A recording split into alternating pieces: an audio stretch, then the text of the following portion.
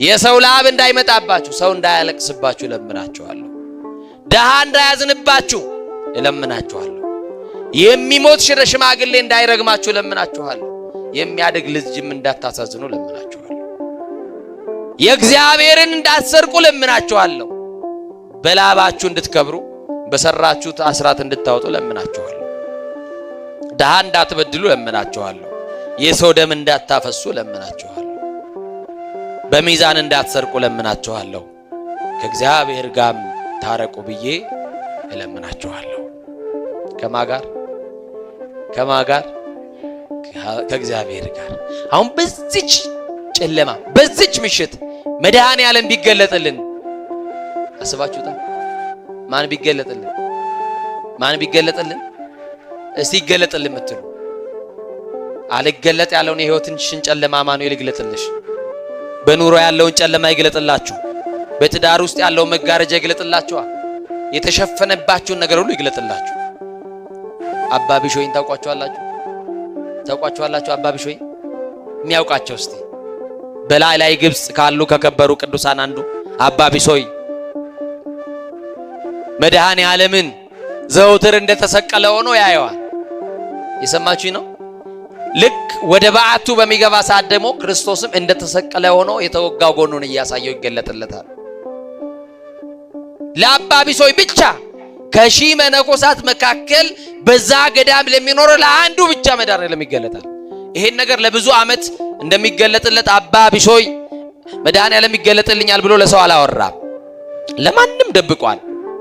አንድ ቀን ግን ይሄን እውነት ብነግራቸው ሳለና ማይበረ መነኮሳት በተሰባሰቡበት አባ ቢሾይ እንዲህ አለ፣ መድኃኔዓለም እኮ ይገለጥልኛል አላቸው። መድኃኔዓለም ምን ይልልኛል? እንዴት ይገለጥልሃል? ትላንት ለመጣኸው ላንተ እኛ በዚህ ገዳም መኖር ከጀመርን ይሄን አክል ዓመት አስቆጥረናል። እንዴት ለኛ ሳይገለጥ ላንተ ይገለጣል? አይሆንም አሉት። በብዙ ዓመት መመላለስ እንዳይመስልሽ እናቴ ልጅ፣ በእግራችንማ ስንት ዓመት መጣን? ነው ብንቆጥረውማ ጉድ ራሳችን ትታዘቡታላችሁ። ማስቀደስ ከጀመርን ኪዳን ማድረስ ከጀመርን ውስጥ ገብተን ማህሌትም ሰዓታት መቆም ከጀመርን ንስሐ አባት ከያዝን በጣም ብዙ ዘመን አስቆጥረናል። በልባችን ለክርስቶስ ከቀረብን ግን አንድ ቀንም እስቲ ቆጠሩት እስቲ። እና ይገርማቸዋል። አባ ቢሾይ የመኑኝ መድኃኔዓለም ደግሞ ሲገለጥልኝ የተወጋው ጎኑን እያሳየኝ ነው የሚገለጥልኝ አላቸው። ምን ያለው ጎኑን? ምን ያለው ጎኑን? የተወጋው ጎኑን። መድኃኔዓለምማ ላንተ የሚገለጥልህ ከሆነ እኛ እኮ ናፍቆታችን ነው እንዲገለጥልን እንፈልጋለን። እውነት የሚገለጥልህ ከሆነ አባ ቢሾይ በሚገለጥልህ ሰዓት እንዲህ ብለህ ጸልይልኝ አሉት።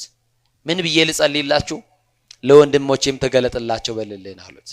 እስቲ ሁላችሁም በሉ፣ ለወንድሞቼም ተገለጥላቸው። ዘይጼሊ ለርሱ ለራሱ የሚጸልይ አያችሁ፣ አንቀጸ ንስሐው እንደዛ ይላል። ለራሱ የሚጸልይ ለባልንጀራው የማይጸልይ ኃጢአት ይሆንበታል ይላል። እዚህ ስትመጡ ባልንጀራችሁንም አስቡት እሺ። ደክሞ በዓለም የቀረውን በልዩ ልዩ ሱስ ውስጥ ተጠምዶ ወደ ቤተክርስቲያን መምጣት ያልቻለውንም አስቡት።